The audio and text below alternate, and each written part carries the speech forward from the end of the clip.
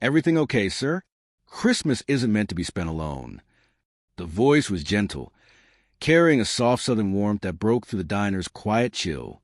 Ethan Caldwell lifted his head, pulled from his thoughts.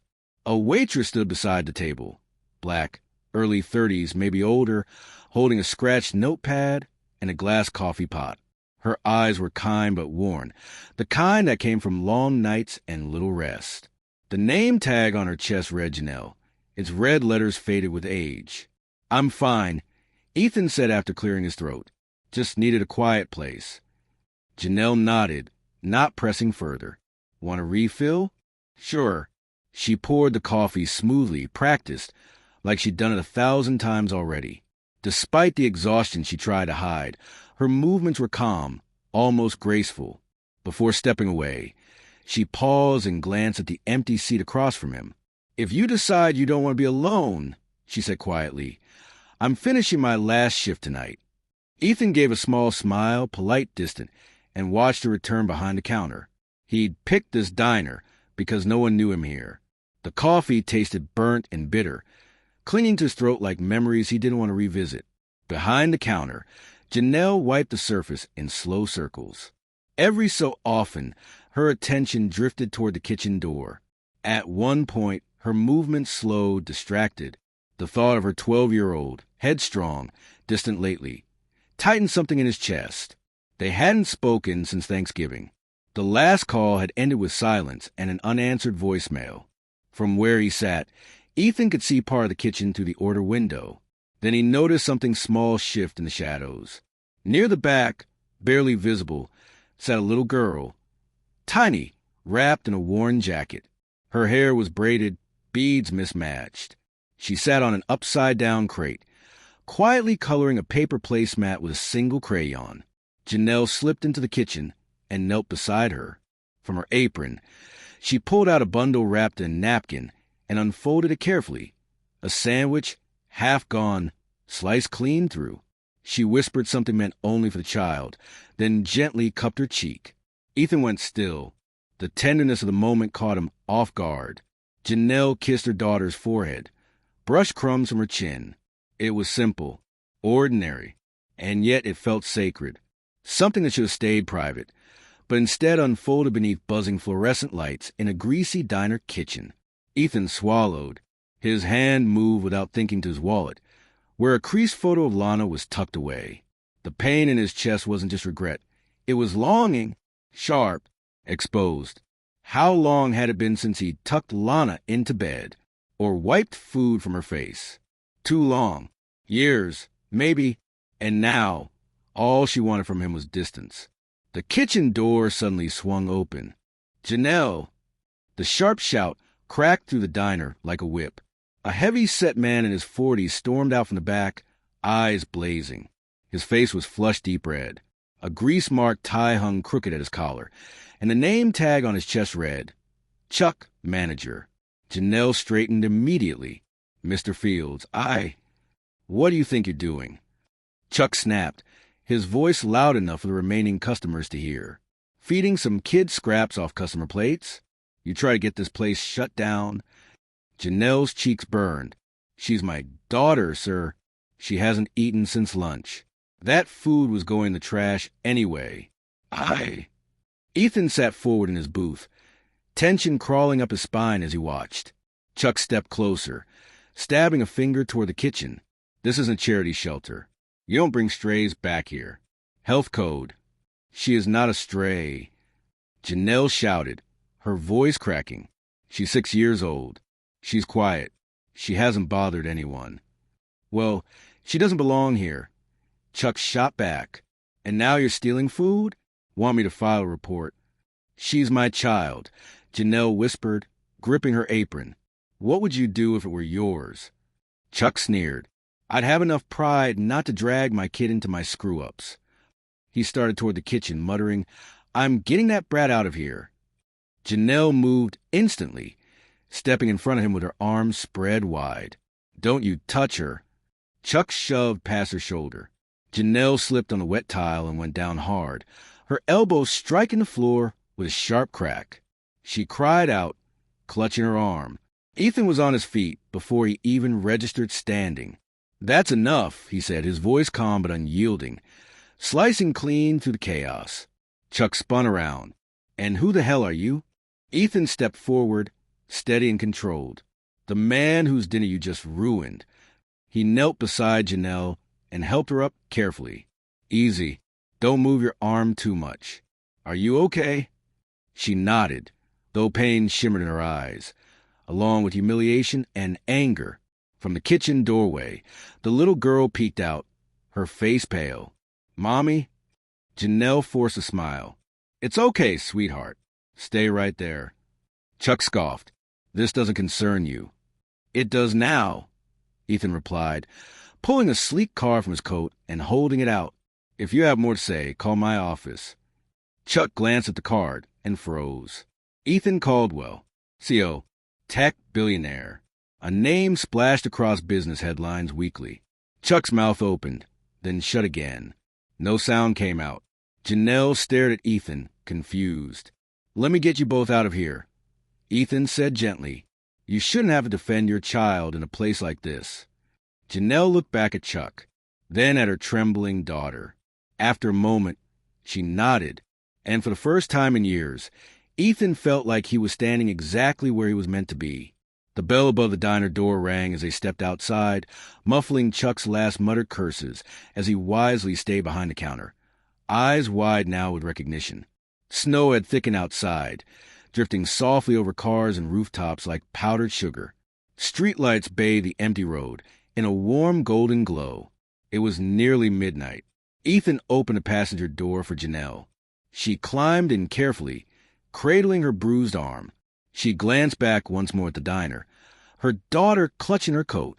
"I still don't understand why you're helping us," Janelle said quietly. "We don't owe you anything." Ethan nodded.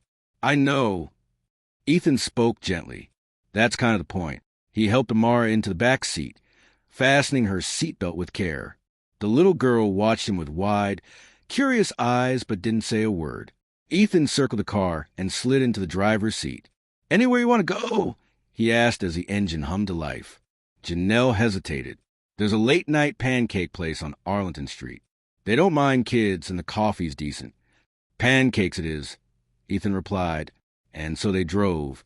Silence settled over the car, broken only by the gentle hum of the heater and the occasional crunch of tires on snow. Ethan caught glimpses of Janelle out of the corner of his eye, jaw tight, shoulders tense. She was someone used to holding herself together, no matter how close she was to breaking.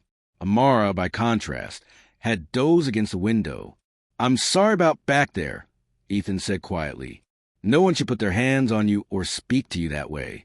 Janelle let out a short, dry laugh. "You'd be surprised how many people see poverty as a moral failing." Ethan didn't respond right away. The words struck him. "I know about failure," he admitted. "Just not the kind people usually see." Janelle studied him, her expression unreadable. "You don't strike me as someone who's missed many meals." "No," he said, "but I've missed birthdays, recitals, important calls. My daughter lives with her mother now. She doesn't answer when I call." A long pause followed. Then Janelle whispered, "I'm sorry." Ethan nodded once. No further words were needed. She understood instinctively. They arrived at the near-empty pancake house. Inside, it was warmer than expected. Bright booths, laminated menus, and Christmas lights strung along the windows. A young server in a Santa hat greeted them kindly and led them to a back booth. Ethan slid in across from Janelle, who gently lowered Amara beside her.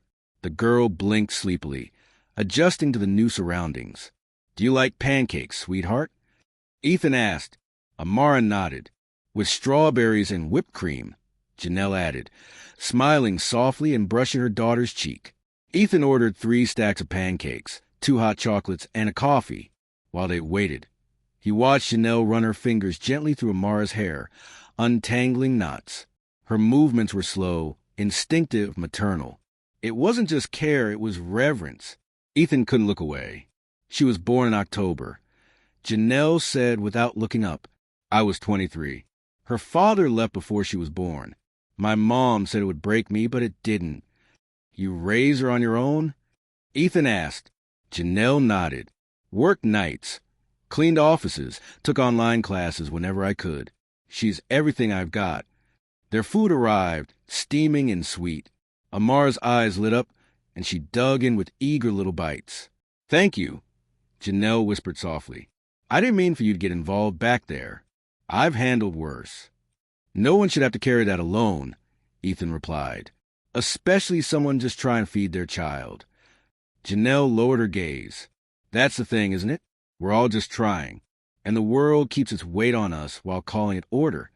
Ethan understood. Not literal weight, but systemic. "I know how it feels. Systems are built to protect the powerful and bury the rest. My daughter's name is Lana. She's 12, smart, stubborn, loves math, hates carrots, and she won't talk to me anymore." "What happened?" Janelle asked. "I work too much," Ethan admitted. "Put my company before my family. Her mother warned me. I didn't listen. Now she won't return my calls." Janelle sipped her coffee slowly. "Kids never stop loving us. They just stop showing it when they think we stop choosing them." Ethan listened, letting the words sink in, settling deep where his guilt had lived. Meanwhile, Amara held up a pancake shaped like a snowman. "Look," she said proudly. "That's some serious culinary art," Ethan said with a smile. "You can have it if you want." "No," she offered sweetly. "Okay," he replied, touched. "It's yours." "But thank you," Janelle said softly. Ethan nodded. They exchanged a quiet look. For the first time, her eyes softened, not with suspicion, but with something like trust. Tentative. Real. They lingered longer than either expected. When the check came, Ethan waved it off. Janelle protested once, then let it go. "I don't know what your world looks like," she said as they walked to the car, "but I imagine it rarely includes diners and single moms." "No," he admitted, "but maybe it should." She studied him, truly studying him this time. "Why now? Why tonight?" she asked. Ethan paused before answering. "Because for the first time in years, I saw someone treat their child the way I should have treated mine.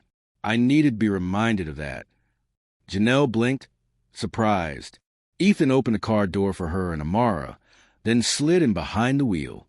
As they drove through the snowy night, something unspoken passed between them. It wasn't charity. It wasn't pity. It was recognition of pain, of sacrifice, of love hidden where the world refused to see. For the first time that day, Ethan felt less alone. Snow fell gently over the windshield as he steered into a quiet street in the older part of Boston. Row houses leaned close, as if sharing secrets.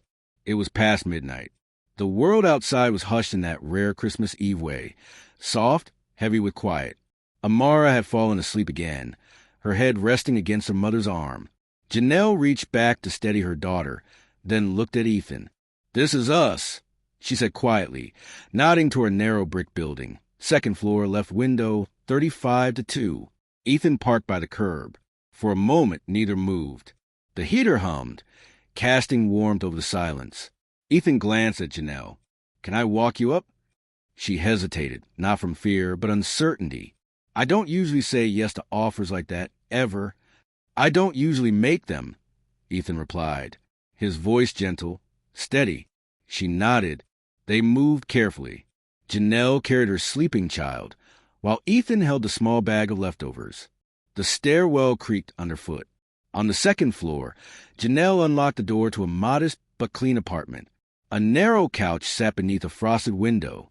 An artificial tree glowed in the corner, no taller than 4 feet, decorated with paper stars and candy cane pipe cleaners. One single present sat beneath it, wrapped in comics and taped carefully. Ethan stepped in slowly. "This is nice," he said softly. "It's enough." Janelle smiled. "We've had less." She carried Amara to a mattress tucked in a corner, surrounded by plush toys and handmade drawings taped to the wall. Carefully, she laid her daughter down, removed her shoes, and tucked a fleece blanket around her. Ethan stood quietly in the middle of the room. There was something intimate and unshakable about seeing where someone lived, dreamed, worried about rent, reheated meals, and keeping a winter coat lasting one more year. He turned toward the window and noticed a small sketch pen beside it, a crayon drawing of a woman, A little girl, maybe a dog, or a rabbit. Crude, but cheerful.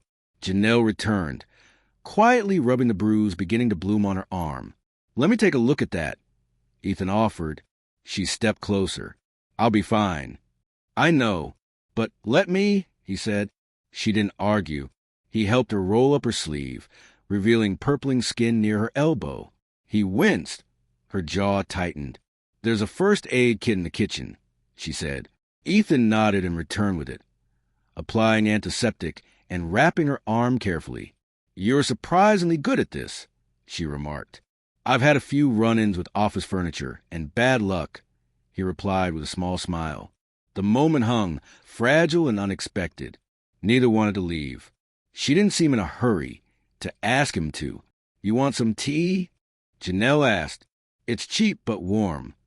"I'd like that," Ethan replied softly. The kitchen was narrow, barely wider than Ethan's arms. Janelle set a pot on the stove while he leaned against the doorframe, watching her move. "I don't usually have men here," she said without turning, "especially not billionaires." "I don't usually spend Christmas with strangers," Ethan replied, "especially not ones who make me feel more human than my own boardroom," he added. Janelle glanced over her shoulder. "Is that a compliment?" "Absolutely." They shared a quiet laugh, gentle, not flirtatious. Two people recognizing the same weight of life in different forms. She handed him a mug of weak, warm tea. "Do you miss her?" Janelle asked. "Every day," Ethan said without hesitation. She nodded slowly. "Amara's never had a dad. Sometimes she asks what it's like. I never know what to say." "Tell her the truth," he said softly. "Sometimes even the people who love you most can still leave, and it's not your fault." She looked at him, really looked, almost through him. "I think you're trying to make things right," she said. "I'm just trying to remember what right even looks like." They sat quietly, sipping tea while the tiny lights on the paper star tree blinked in the corner. Eventually, Ethan stood. "I should let you rest." Janelle nodded, setting down her mug. "Thank you for everything." Ethan nodded, reaching the door. Amara's sleepy voice called softly from behind the curtain. "Mr. Ethan?" "Yeah, sweetheart. Can you come back tomorrow?" Janelle's eyes widened slightly. She nodded quietly. "If it's okay with your mom," he added with a smile. Amara smiled and curled beneath her blanket. They left the apartment together. Ethan held the bag of leftovers. Janelle carried her sleeping daughter. The hallway was dim, charged with unspoken understanding. "I meant it," he said. "You shouldn't have to hide your daughter to feed her." "The world isn't always kind to mothers like me," Janelle replied softly. "Then maybe it's time someone else showed up." He looked at her one last time. "Good night." "Good night, Ethan," she whispered, walking down the creaky stairs. Ethan felt as though he left a place far more valuable than anything his wealth could buy. The next evening, Ethan found himself outside the diner again, staring at its faded sign from behind the wheel. He hadn't planned on returning, but the look in Amara's eyes had lingered like a melody. It had been decades since anyone looked at him with such open hope. The diner's lights flickered uncertainly. Ethan stepped out and entered. Chuck was nowhere to be seen.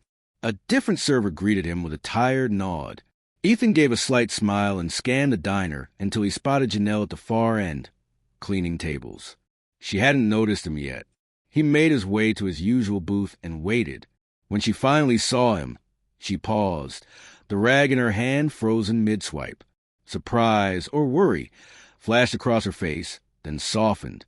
"I didn't think you'd actually come," she said as she approached, wiping her hands on her apron. "I figured someone should have dinner with you tonight," he said. She arched an eyebrow. "You planning to eat at nearly 11 at night?" "I was hoping you'd join me after your shift." Only one table remained occupied, already clearing their plates. "I'll finish in 20, she said. "Then I'll wait," he replied. 20 quiet minutes passed. Janelle moved efficiently, almost invisible. Tonight, though, there was a lightness to her steps, maybe from not spending another long shift alone. When the last customer left, she slipped into the booth across from him, still in her apron. "You look fine," she said apologetically. A new waitress brought 2 mugs of coffee and a plate of fries, winking at Janelle. She's new, Janelle chuckled. Doesn't know not to give away food when the manager's not looking. Ethan grinned. Consider it rebellion for a good cause. They sat in companionable silence, sipping coffee and sharing fries as snow flurried outside. How's your arm? He asked. Still sore, she said, flexing her elbow. But better. Thanks for helping. You shouldn't have to get hurt to protect your child, Ethan said. I've seen it, Janelle replied. People see a black woman struggling with a kid and assume we did something wrong. No one asks if we're just trying. Ethan's jaw tightened. That's not okay. Janelle looked at him. You mean that? I do, he said firmly. She studied him for a long moment. Last night, when you stood up to Chuck, I expected you to walk out. Rich men don't stay. Maybe I'm not the right kind of rich, he said. Or maybe you're the kind that remembers what it feels like to be poor in other ways. Her words landed heavily, but he didn't answer. How's Amara? He asked instead. She woke up this morning asking what kind of car you drive, Janelle said, laughing. I told her the kind that'll never fit in our parking spot, he replied with a smile. She's something else, she said. Makes everything make sense, even when nothing else does. A long silence passed, not awkward, just full. Then Janelle leaned forward slightly. Why'd you really come back? I told you, he said. Dinner. Nothing else. No, she whispered. Not the polite version. The real one. With braided. Ethan looked down at his coffee. Steam curled upward, vanishing into the air. Because when I watch you care for your daughter, he said slowly, I realized I couldn't remember the last time I showed my own child that kind of tenderness. I forgot what it looked like, and I couldn't stop thinking about it. We cries. Janelle's face didn't change, but her eyes shone just a little. I'm not perfect, she said. I lose my temper. I mess up, but I don't quit. Not on her. I believe that. Ethan said, you made me believe again that showing up matters. The lights in the diner dimmed slightly. An automatic signal the night shift was ending. Janelle leaned back. Tomorrow's Christmas, she said. Do you have plans? She looked toward the window. I was going to let Amara open her one gift in the morning, then make pancakes. That's it. To you note, would you let me stop by? Janelle didn't answer right away. I'm not trying to buy my way into your life. Ethan added quickly. I want to bring her something. Something small. Too present. She'll probably ask if you can stay for breakfast. Janelle said softly, I like that. She smiled tired but real. You want to walk us home again? Ethan stood. Always. Thanks for watching. They stepped out into the cold night. Snowflakes caught in Janelle's braids as they walked down the quiet street side by side. The only sound their shoes crunching the fresh snow. He didn't take her hand. He didn't have to. They weren't rushing toward anything. But they were no longer walking alone. Ethan stood at the corner of a narrow hallway, cradling a small box wrapped in plain silver paper. He shifted his weight from foot to foot, trying not to look like a man who'd overthought every step that brought him here.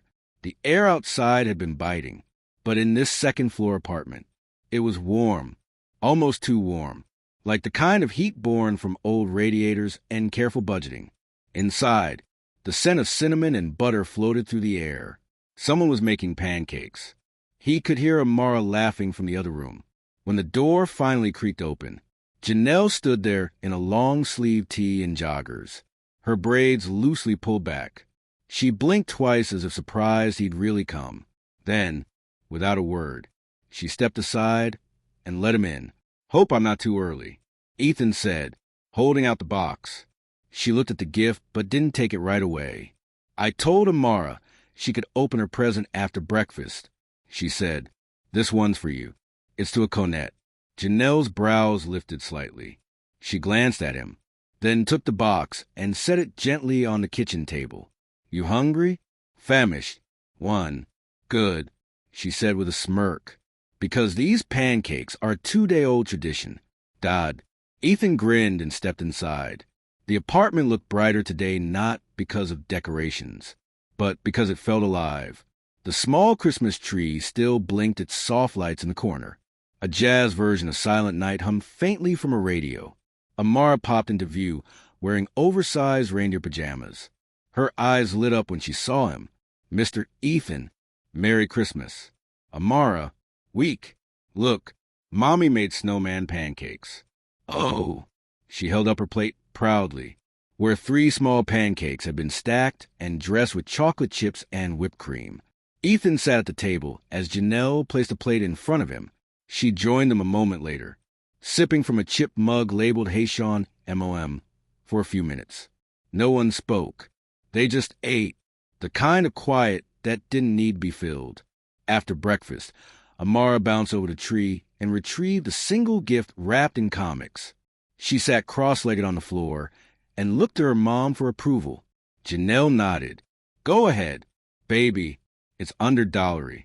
With careful fingers, Amara peeled the paperback and revealed a used children's book, The Velveteen Rabbit. Its cover was faded but clean. Her eyes widened. You remembered. I told you I would, Janelle said with a soft smile. Amara opened it and hugged it to her chest. Ethan watched the moment unfold, his throat tightening. There was no mountain of presents, no camera phones recording every second, but the joy in that child's eyes was so pure. It stole his breath. Janelle stood and turned to the counter. You want some more coffee? Ethan followed her, leaving Amara absorbed in her book. You remembered her favorite book, he said. She found it at a second-hand store 3 months ago. The diner was quiet now, snow piling softly outside the windows. Ethan and Janelle sat in the back booth, their mugs of coffee steaming between them. The light from the paper star tree in the corner cast a warm glow over the small space. The plate of fries between them had grown smaller, but neither seemed to notice.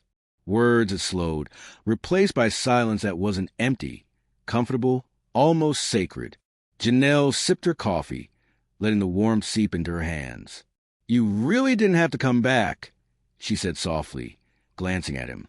I wanted to, Ethan replied, his voice low. After last night, I couldn't stop thinking about her, about you, about Amara. Janelle looked down, brushing a strand of hair behind her ear. She was tired. Her shift had been long, but there was a spark in her eyes, something Ethan hadn't seen before, trust, maybe even hope. Outside, the snow fell harder, turning the streets white and quiet. Inside, the diner felt like its own little world, safe and warm. Ethan watched Janelle gently adjust Amara under the blanket, smoothing her hair back from her forehead. The little girl stirred but didn't wake, her chest rising and falling in calm sleep. You've done a lot for her, he said quietly. More than anyone probably knows. Janelle shrugged, a faint smile on her lips. I try. Some days it feels like I'm just barely keeping up. But she's everything to me. My whole life. Ethan nodded. I know the feeling. His fingers brushed the rim of his coffee mug, absently tracing the condensation. I didn't realize how much I missed being there, you know? Not just for birthdays or recitals, but every little thing. Every night she needed me, and I wasn't there. Janelle looked at him fully now, really looked, as if seeing past the suit and the billionaire status, past the carefully constructed persona. You're trying now, she said softly. That count for something. It should count for more, he admitted. I failed her for years. I can't undo that, but I can try to be present now. I want to. Her hand brushed the back of hers across the table. Tentative, careful. We'll see, she said with a small, tired smile. It's a start. They ate quietly after that, pancakes and fries, hot chocolate and coffee. The world outside might have been cold and harsh, but inside the diner, it felt like a small sanctuary. Laughter crept in slowly as Amara stirred and yawned, blinking her sleepy eyes at the soft glow of the paper stars. Daddy, she murmured, half asleep, reaching for Ethan's hand. Ethan's chest tightened. I'm here, sweet girl, he whispered. He brushed her hair back gently. She snuggled back into her mother's arm, sighing contentedly. Janelle leaned back, watching them, For the first time in what felt like forever, she let herself breathe. Ethan wasn't just some stranger who'd stepped into their lives. He was showing her something she'd almost forgotten existed. Support, care. Someone who could share the weight without judgment. The clock on the wall ticked closer to midnight. Snow swirled outside, blanketing the city, muting the sound of traffic. Ethan and Janelle sat in a quiet bubble, talking softly, sharing moments and stories, laughing at small things, allowing themselves a little lightness that had been absent for far too long. Ethan glanced at Janelle. You know, I don't usually do this. Christmas alone or any of it. But tonight, it feels right. Being here with you both. Janelle smiled, warmth spreading through her tired eyes. Neither did I. I didn't think someone like you would care. I care, he said simply. Not because I have to, but because I want to. They talked late into the night. Stories overlapping, confessions, and small revelations. Ethan shared memories of Lana, mistakes he'd made, lessons learned too late. Janelle shared the quiet victories of single motherhood, the little triumphs and failures, moments of heartbreak and joy. And somehow, amid the simple truths and shared understanding, a bond began to form, steady, gentle, and real. When the diner finally emptied, Janelle stood, straightening her apron. I should close up, she said. I can walk you to your car, Ethan offered. She hesitated, then nodded. The night was snowy, streets slick and quiet. They walked together, Amara sleeping in Janelle's arms, the small bag of leftovers in Ethan's hand. Every step was careful, measured, but not tense. There was a sense of trust that had grown in the short hours they'd shared. Outside the car, Ethan handed Janelle her keys. Thank you for letting me be part tonight, he said softly. She smiled, brushing snowflakes from Amara's blanket. No, thank you. For noticing, for showing up. For a long moment, they stood there, the world around them quiet, falling snow drifting softly onto their coats and hair. No words needed to fill the space between them. Recognition passed in glances and shared breaths, in the warmth of mutual understanding. Good night, Ethan, Janelle said finally. Good night, Janelle, he replied. He watched them get inside the car, then paused, looking up at the sky. Then the quiet of Christmas Eve settled over him. Snow fell heavier now, blanketing rooftops and streets, muffling the city. And for the first time in a very long time, Ethan Caldwell felt at home. He started his car, the engine low and steady, pulling away slowly. But the memory of the night, the sight of Janelle and Amara safe and warm, stayed with him, a light in the darkness he hadn't known he needed. And he knew, deep down, that this was only the beginning. That even in a world that often overlooked people like them, kindness, courage, and connection could carve a path. One meal, one moment, one choice at a time. And somewhere between the snowflakes and the city lights, Ethan felt the weight lift just enough to remember what it was like to be human again. A faint smile tugged at his lips. Tomorrow, he thought, tomorrow would be another chance to do better.